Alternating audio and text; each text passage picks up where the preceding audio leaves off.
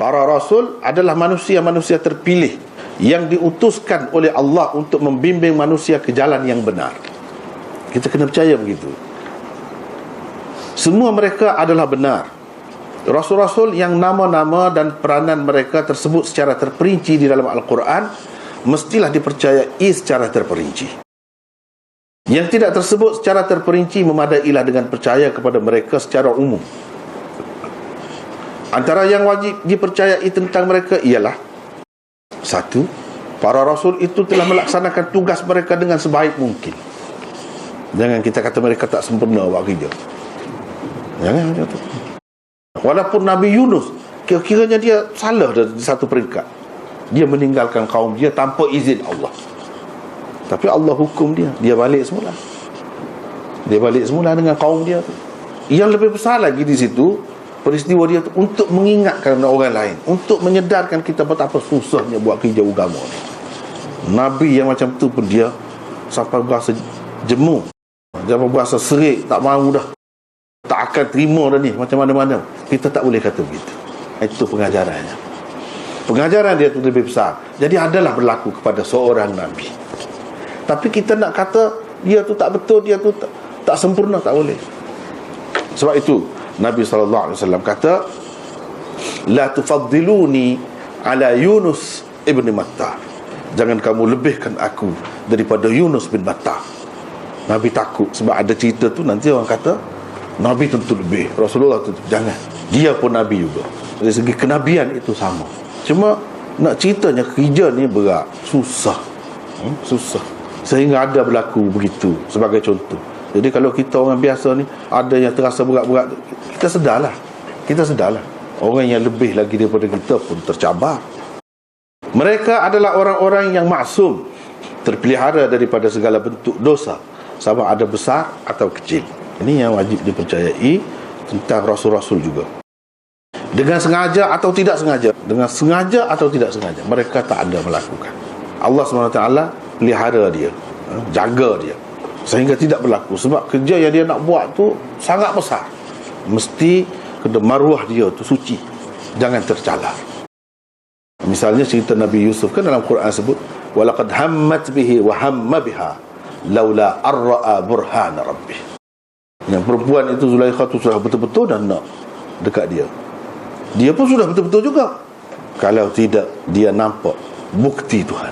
Jadi Allah SWT jaga lindungnya sehingga terlepas daripada perkara-perkara yang tidak sesuai dengan kedudukan mereka. Yang tidak sesuai itu nak ceritanya, benda ni mungkin sekali berlaku kepada manusia, Allah SWT bagi berlaku kepada sahabat-sahabat. Sebab sahabat dia bukan Nabi. Walau bagaimanapun dia boleh kesalahan itu berlaku kepada dia sebagai manusia biasa, boleh sebagai contoh untuk kita.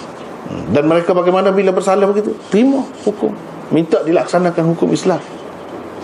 Begitu keyakinan. Tapi benda macam ni berlaku kepada rasul-rasul, nabi-nabi tak sesuai. Tak sesuai dengan kedudukan dia. Sebab itu Allah SWT tak bagi berlaku kepada dia. Yang boleh sesuai sikit-sikit lah, ada lah. Misalnya orang itu terasa hati dengan dia, yang dia buat tu betul dah, tapi dia terasa hati. Misalnya ada begitu benda-benda sekadar itulah. Sekadar itu tidak mencacatkan kedudukannya. Dia sakit, dia demam, tidak mencacat kedudukannya. Tapi kalau sampai dia gila, tak ada. Tak ada Nabi yang gila, tak ada Rasul yang gila. Sebab itu tak sesuai. Itu akan menimbulkan keraguan manusia terhadap kedudukan. Allah SWT bagi berlaku benda-benda macam ni pada sahabat-sahabat. Nak menceritakan hukum Islam ni hukum yang praktikal, bukan khayalan, bukan tidak boleh dilaksanakan. Tengok sahabat-sahabat tu boleh. Yang ketiga, asas ajaran semua mereka adalah tauhid. Tak ada seorang Nabi pun yang mengajarkan syirik kepada umatnya, tak ada. Semua Nabi dan Rasul mengajarkan ajaran tauhid. Ini asas semua, daripada Adam sampai kepada Muhammad, semuanya mengajarkan tauhid. Kalau ada dalam ajaran-ajaran kemudian dikaitkan dengan Nabi-Nabi itu ajaran syirik, itu tak ada kena-mengena dengan mereka. Itu mandai-mandai orang kemudian saja, tak bertanggungjawab dalam memelihara ajaran Nabi yang dianuti mereka. Yang sebenarnya Nabi-Nabi itu tak pernah ajar syirik. Yang keempat, Nabi Muhammad sallallahu alaihi wasallam adalah penyudah sekalian rasul dan penutup sekalian nabi alaihi wassalatu wassalam.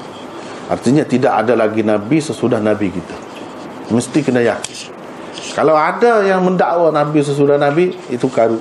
Ini akidah ni, akidah kita nabi-nabi. Nabi kita adalah nabi yang terakhir. Dan sifat-sifat nabi itu tidak boleh direbut. Tidak boleh dikatakan ada pada orang lain walaupun tidak bernama nabi, tidak bergelar nabi, tak boleh juga. Misalnya sifat maksum, dapat wahyu dan sebagainya, sifat-sifat nabi dikatakan ada pada orang lain. Macam orang Syiah kata ada pada imam 12. Itu tak boleh. Sama juga. Jadi tak boleh kita dakwa ada nabi atau ada orang-orang yang mempunyai sifat-sifat nabi walaupun tidak digelarkan dengan nabi. Itu pun tak boleh juga. Tak ada. Nama nabi, gelaran nabi dan juga sifat-sifat itu berhenti setakat nabi kita Muhammad sallallahu alaihi wasallam. Yang lain tak ada. Kalau ada yang mendakwa begitu, karutlah. Tiap mereka mempunyai mukjizat yang membuktikan kebenaran mereka sebagai utusan Allah. Ada mukjizat. Masing-masing ada mukjizat yang sesuai dengan masyarakatnya, dengan zamannya. Dan mukjizat nabi kita Muhammad sallallahu alaihi wasallam yang terbesar ialah Quran. Quran ini mukjizat di zamannya dan selepas kewafatannya tetap mukjizat sampai akhir zaman. Antara hikmat para rasul itu diutuskan Allah ialah Allah Subhanahu wa taala adalah zat yang suci daripada segala keaiban dan kekurangan. Manusia dan jin pula bersifat dengan segala sifat kekurangan dan bergelumang dalam segala macam dosa. Maka adalah tidak sesuai sama sekali Allah yang Maha Agung itu berinteraksi secara langsung dengan mereka. Itulah hikmat ada para rasul tu. Sebab tak padan kita ni nak secara langsung nak berhubung dengan Allah SWT. Allah pun nak berhubung dengan kita, tak ada kemampuan. Kesediaan tu tidak ada pada kita. Kerana itulah dia memilih sejumlah orang yang zahirnya bersifat dengan sifat-sifat manusia, tetapi jiwa mereka suci daripada kekotoran batin, maksum. Orang-orang ini mempunyai perhubungan dengan Allah dan manusia dalam masa yang sama. Itulah mereka, itulah rasul-rasul dan nabi-nabi. Mereka lah yang dipertanggungjawabkan membawa ajaran Allah kepada manusia. Mereka juga menjadi perantara di antara Allah dan makhluk mukallafnya. Menerusi orang-orang inilah tujuan kejadian manusia dan jin menjadi kenyataan di alam rendah ini. Menerusi orang-orang inilah nak jaga kehendak Allah SWT macam mana, nak buat macam mana, nak berhubung dengan Allah SWT macam mana, nak berterima kasih kepada Allah yang banyak sangat bagi nikmat kepada kita macam mana. Dialah, melalui dia. Dan mereka ini adalah orang-orang yang suci. Mereka tidak mengamalkan ilmu-ilmu yang pelik-pelik, ilmu yang kotor, kerana berhubung, memuja jin, syaitan dan sebagainya, guna bahan-bahan yang najis. Tak ada. Itu beza dengan tukang tenung ke, ataupun ahli sihir ke, ataupun bomo-bomo yang mengarut ke. Dia dapat kelebihan itu melalui amalan-amalan yang kotor. Dengan berbohong, berdosa, itu amalan biasa. Puja hantu, puja jin, puja itu, puja ini.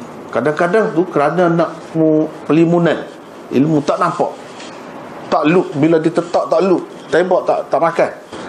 Kalau ilmu Rasulullah dia cakap benar, hidupnya bersih, suci, dia tak suka kepada kekotoran, mulia hidupnya, dan dia hanya berhubung dengan Allah SWT. Tak ada memuja ni orang tengah ni, tak ada. Itu sifat. Untuk kita mengenali orang-orang yang betul dan tak betul, macam tu juga. Mana pengikut Rasulullah yang sebenar, mana pengikut syaitan, dia ada. Kita dapat kenal dengan cara begitulah.